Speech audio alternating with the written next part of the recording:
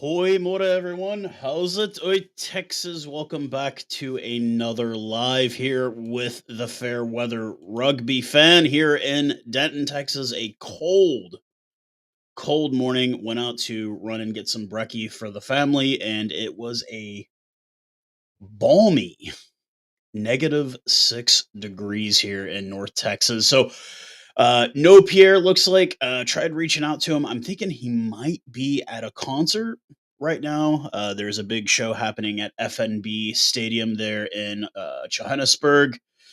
Green Day headlining a show, a summer concert there for the Republic of South Africa.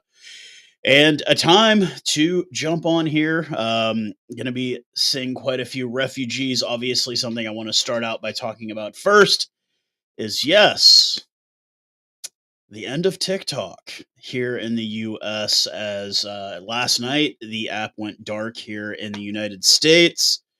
Lots of questions about it, and I thought, hey, I'll take a moment here to kind of explain what really happened from a non-biased news source, which is the Fairweather Rugby fan. I'm not biased. I'm not getting paid by anybody, so I figure I would explain to people overseas what actually happened. And it's pretty simple to explain. I will put up a few images here. So let's just go ahead and start out with the obvious. Yes, TikTok, the young people social media app where you can load clips, you can interact with fans, you could do lives. I was initially hesitant to use the app. And then when I eventually got on it, I built obviously quite a huge community. I had a big community here on YouTube for many, many years, and then some things happened. I had a falling out with domestic rugby here, and TikTok came around, and it just became an easier interface to interact with fans, connect with fans, build a community. And it was mostly, obviously, a younger person's app, but there were a lot of other great things on it. There were content creators that would show cooking videos, DIY hacks on how to do things and stuff like that. So it had a lot of great value to not just kids. I knew a lot of older people that got on there and just did cooking to say, "Hey kids, this is how you cook this and this is how you cook that." And it was a really, really great app to interact with people. Is you could interact with people that you never thought you'd meet, never talk to. They made it great, and it also made people like me who were like independent rugby commentator content creators. It gave us a voice, and it was a really, really great way to interact with people and really spread your name, and also financially gain from it a bit. I make money doing it. The more your videos got watched, the more you could make, the more people subscribed, that kind of thing. They made it easy to be an entrepreneur, to take this from something just somebody talking in front of a camera, trying to make sense of whatever and get views and whatever. It made it easier to do that, and that's initially what YouTube was. Then things changed, and obviously, we'll get into the kind of the whole reasons of why it went dark here. But at the end of the day, TikTok was the best way to do this. Period. Period. You got more interaction, you got more fan involvement, more people. It was just a much better way. Rugby, there was a huge rugby community on it.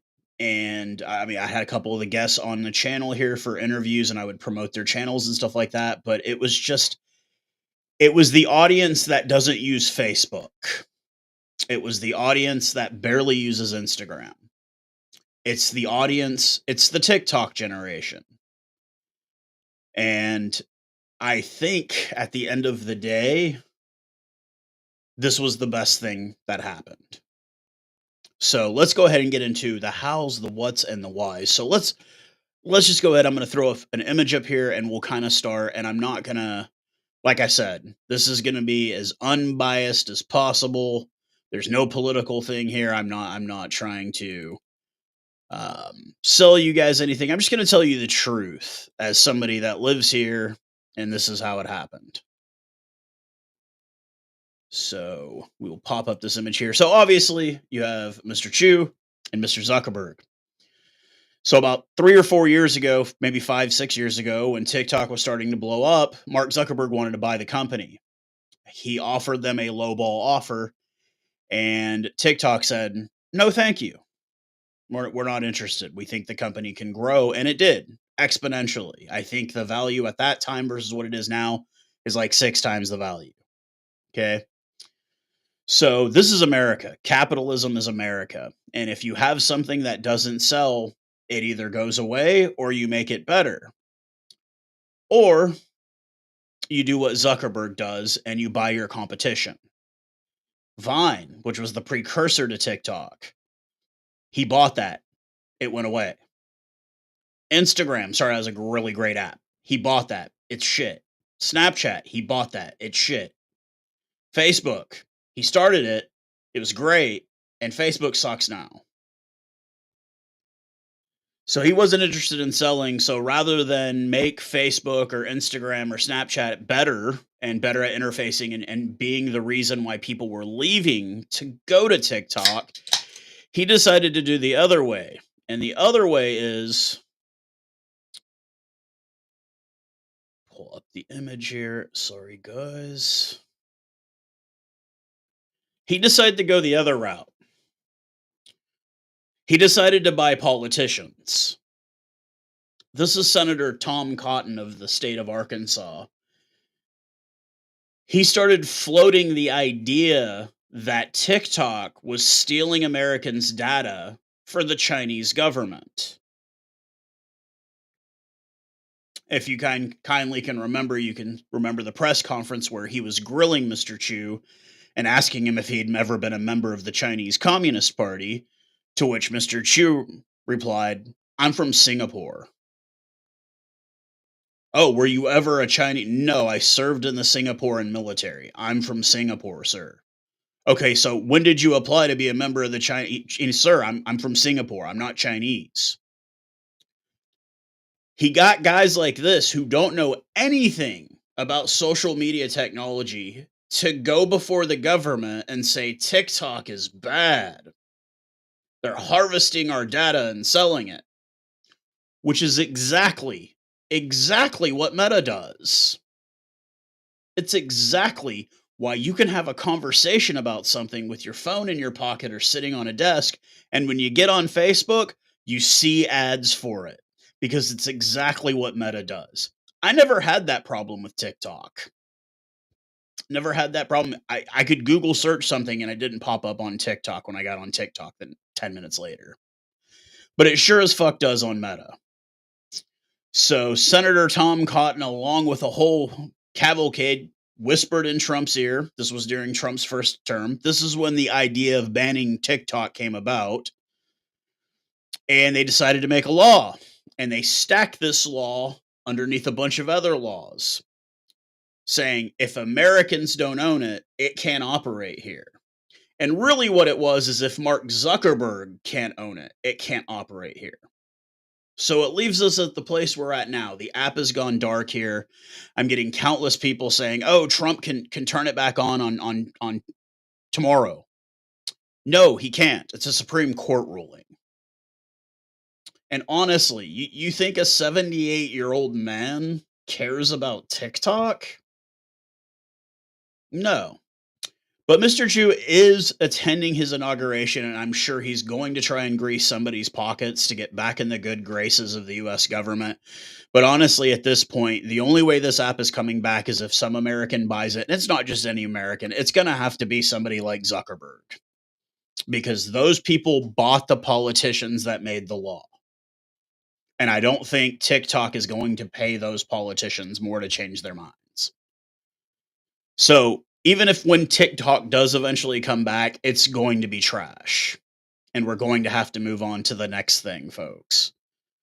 Now, for all the people that I can sit on here and say, "Oh, like, oh, it was a crappy app and oh, go get a job or whatever." And there's a lot of people that you could say that about. There were a lot of people that this was TikTok was their livelihood, and I'm not talking because they were lazy.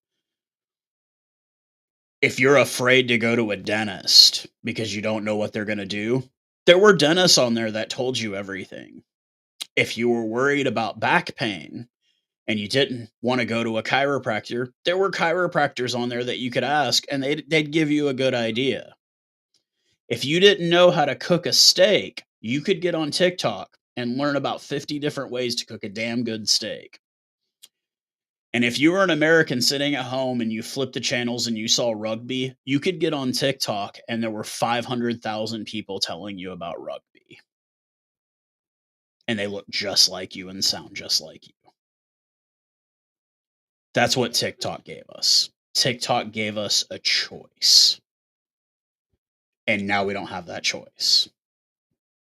So this whole episode is not going to be about TikTok. I just wanted to explain to people overseas what actually happened, or people that weren't involved in TikTok. What actually happened? That's what happened.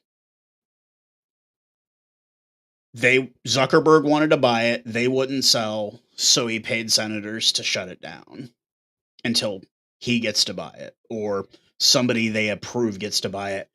And it's not going to be anybody cool that buys it. It's going to be some rich old person that knows nothing about it, and it's going to go into the toilet. And we're going to have to move on to the next thing. Bunch of people are jumping on Red Note. No, thank you. That literally is a Chinese owned app. TikTok was not Chinese owned. Your data was being stored in Texas and Virginia. Red Note is China. Straight up. No propaganda. That's what it is. TikTok we're not the only country to ban it. We join a lovely list of countries like Uzbekistan, China, North Korea. We join a luxurious list of great countries that ban social media platforms. But if this proves anything, is that if they wanted to get rid of child porn, they could do it immediately. But they don't. They don't.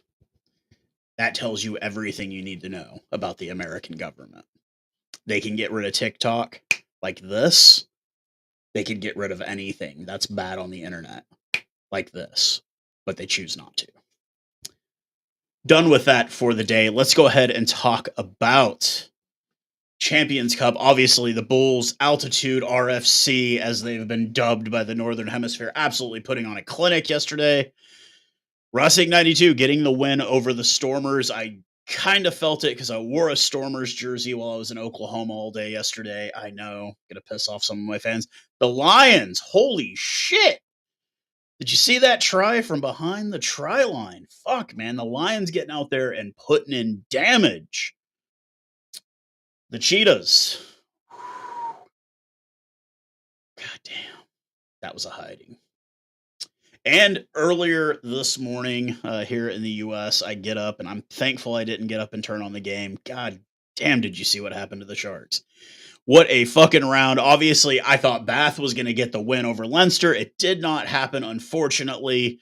Leinster showing their mettle in the second half, so they will advance. They have the first seed in the elimination round of the Champions Cup. Looking like the Bulls do qualify as a lower seed. Sharks done, Lions done, Cheetahs done. I think Lions done. Stormers done, I believe, as well. And I will reiterate what I've reiterated many times on but here before. I don't think South African teams should be competing in the Champions Cup competition. It's just not right. Having to travel 12 and a half hours to play games is kind of dumb, honestly. But yeah, that's that for that. We do have obviously the schedule for the year being released. Italy, Georgia, 2 games in New Zealand. We do play Argentina in London this year. It's going to be an interesting one there. Ireland, at Aviva, at France in Paris. I think there's people that are like, oh, those are going to be. I still think we beat France in Paris. I think the game against Ireland, it's going to be an interesting one. It's going to be a tasty matchup. Do I think that it's an automatic Irish? No, I don't. Ireland is going through their own growing pains as we speak as well. As I take a sip of my Dr. Thunder. Thank you, Walmart grocery store, for that. This is the best knockoff for Dr. Pepper that you can find ever, and it's favorably priced. So, yeah, obviously international season we're less than a month away from the Six Nations. I will be cheering for Ireland when they play England and France. The rest of the games I'll probably be a Scotland fan. Not really looking, I had a really nice conversation before TikTok went offline about how we've always looked at like the Six Nations as being kind of a Southern Hemisphere. We've kind of looked at it as being an inferior competition. It's kind of background noise when we watch it. It's not anything we really get into. And coming to find out that that's exactly how the Northern Hemisphere views the Rugby Championship. For me personally, I've always looked at the Rugby Championship as being the second best tournament outside of the World Cup. I, and it's hard to make the argument that it wasn't because, especially at one point when you had the number one team for multiple years, well, you still do have the number one team in rugby in it. And I feel like more times than not, the number one team is not playing in the Six Nations. They're playing in the Rugby Championship. But like I said, it also depends on how you grow up. I don't get excited for the Champions Cup rugby, but Europeans do because that's what they've grown up on. They've also kind of looked at as like Super Rugby as being an inferior competition. When to me, I mean, I don't know if you can see what I'm wearing. I'm wearing a bloody Crusader shirt today. I've always looked at Super Rugby as being a much stronger competition, especially at its peak. Not Super 18, but Super 15. Yeah, I'm sorry. The Japanese team was really never that good. But looking at its peak, when you had the Crusaders runs, you had Chiefs there. Ah, okay. Pierre just messaged me. He has been sick. He had a temperature of 42. Damn, dude, that's a fever, bro. I'm actually gonna text him that. Um, Damn, that sucks. So hey, anybody? Yeah, Pierre needs some good vibes. I'm actually gonna send him a picture. Hey, I'm live right now.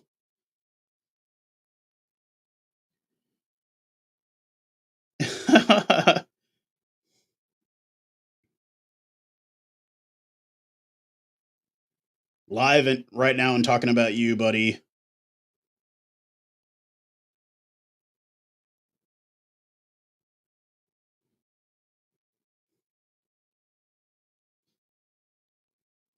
There you go. Sorry, had to message Pierre, my compadre. So yeah, or what was I saying? Oh yeah, talking about how like Six Nations, all this, but Super Rugby being at its peak with the Crusaders.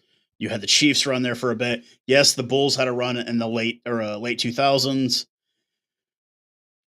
But to me, it was just always superior rugby because you saw the caliber of talent being played in Super Rugby versus the Premiership. But it's also because I didn't pay attention to the Premiership. Premiership used to be actually very easy to watch here in the United States through the Peacock app. They lost the contract. It went over to a different company, and I'm not paying to watch Premiership rugby. It's just not. I'm not going to pay that. I can watch French rugby. I do get one Japanese game a week. I get URC, Super Rugby, Curry Cup, Mitre 10, and college rugby all through Flow Sports. And then Peacock carries the Six Nations World Cup, et cetera, sevens, but not the Premiership. So the Premiership is the one that is really hard to get to watch here. So I just don't watch it. And I mean, honestly, I really don't have a dog in a fight there either. It's like, cool, I'll check to see how Leicester's doing with Andre Pollard or Bath is doing with Thomas Dutoy. But outside of that, like, I really don't care. It's really no dog in the fight for me. I'm not a Saracens or a Harlequins fan. It's not that I think it's inferior rugby, which I do, but it's just, to me, there's just no interest in the Premiership for me. And same with the top 14 in France. One, I can't stand the commentary, and two, it's just, to me, it's just not a particularly exciting brand of rugby to me. To me, the exciting brand of rugby is South African rugby, Super Rugby when it was at its peak. And to be completely honest with you now, the rise of the um, Curry Cup has just, honestly, this last Curry Cup we had this last year was probably the best one I've seen since 2018. The Curry Cup continues to get better and better by year, and I know for a lot of the old heads out there, that is the premier rugby comp in the entire world is the Curry Cup, or at least it was for many, many years. And for me personally, I've just always enjoyed the Curry Cup. I've always it's good to have those rivalries. It's good to see teams like the Griquas and the Pumas do well. Even at one point, I guess it's been a while, but the Falcons, the Falca doing well, the Blue Bulls, we call them the Baby Bulls, the Blue Bulls. You got, Western Province always has big names coming through. The Sharks Academy always has big games going through. But I get it. It's not for everyone. Not everybody likes Curry Cup. I personally just have investment in it because of obvious reasons. I mean, you see the emblem hanging behind me for obvious reasons. And even for the Mitre 10 Cup, which I will say has taken a big step back, the gap between the Mitre 10 and Super Rugby is quite massive now. The gap between the Curry Cup and the URC sides in South Africa, I don't feel like is that big of a gap anymore. Yeah, he was sick, guys. His pillow was covered in sweat. But alas, yes. So back to reiterate, I will be on here a lot more going forward as TikTok is obviously down here in the US. I don't see it coming back anytime soon. It was something great. It was a great place to talk about rugby on a daily basis, but guess I'll be back here doing that again, giving my predictions for the URC and the Challenge Cup and all these kind of things. And probably once again, will not probably be talking about Six Nations much just because I just don't have a following for it, but maybe I will a bit now that I am kind of getting some of those guys over from TikTok to here. I might do a little bit of Six Nations coverage on this channel going forward. But hopefully Pierre will be back in good health here in the next week. I miss having that oak on here. We always have fun things to talk about, even if it's a short show, because I have a topic and it always goes into something else. And that's what makes that guy my brother, my podcast partner. He's always great, always good with coming up with interesting ideas. And obviously, being that he's South African, his dry sense of humor, it's not for everyone, but I absolutely love it. So, um, yeah, really, that's all there is to say. I'm on the fence right now about covering the MLR on this again. Casual Bias Rugby was really tagged with me with TikTok, and you guys have been going over there for that coverage, but it's almost like I'm kind of getting lost in the mix, especially with me no longer being linked up with TikTok anymore. So I'm on the fence about it. Will I be talking about it on here? I don't know. Maybe I'll do it on someone else's channel. I do have my buddy Chad in California. If any of you guys recall, he was the LA Guiltinis guy. Now he's real big on LARFC. We've been doing chats. We're going to continue to do chats, and maybe we'll do MLR chats over on his channel, and you can get over there and hear my crazy, crazy opinions. And I mean, I've done literally mountains of research on MLR for this upcoming season, and I just don't know if I want to talk about it on my channel or on someone else's channel. That remains to be seen. If I do, don't worry, you'll know. If you want to know where you want to hear me talking about it, I'm still going to try and work with the whole casual bias thing just because that I love that group and I love being a part of it.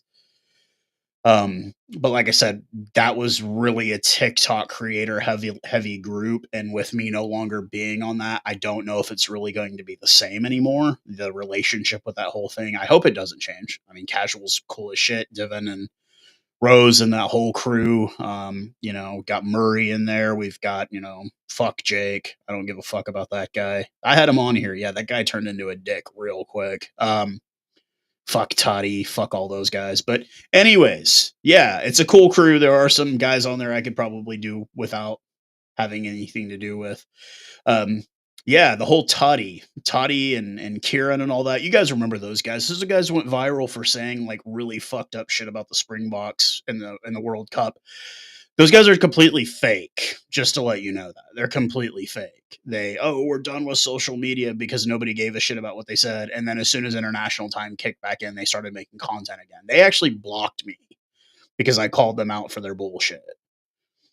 Like if you're going to say something, stand on business. And that's what I've always tried to be on this is I stand on what I say. Like if I say something that pisses you off and is controversial, I don't take that shit down. Like I took down MLR content because I had a falling out with the league, not because I said anything controversial, which I did. I said a lot of controversial things about that league, and I still continue to do that every day. But don't back down. Don't be a bitch. Don't pull a Joe Marler. Don't fucking if you say something that pisses people off, if you really regret it, say you're sorry. But like don't try to pull this whole thing like, "Oh, it went too far." No, motherfucker, push it as far as you can. Because being a part of being a man and being an adult is standing on your business, and backing down every time you say something controversial about somebody is not standing on business. Now, if it's something that's like racist, xenophobic, homophobic, yeah, dude, like learn from it, like I mean, we all have skeletons in our closet. I'm no different than anyone else. We all have skeletons in our closet. But if they come out, just be like, "Hey, look, this is me at that time, this is me now. You know me now. I'm not that person anymore." And that's fine. So, that was yeah, I've always done this from day 1 as just being a guy that's a rugby fan. You guys saw me start out in my car doing videos on my cell phone, and I built from that. I want people to love this game as much as I love it. I don't know everything about rugby, and that's probably the part that I love the most about it is that I don't know everything. I don't. I'm always learning, and I love that because my brain is a sponge when it comes to this game. I'm learning so much. I've learned so much from the old heads that follow me, from the new guys that follow me, from the kids, the grandpas, everything. Opa, Oma. I've learned so much about not just rugby, but about the world. Places in far off lands that I've never been. I didn't know shit about.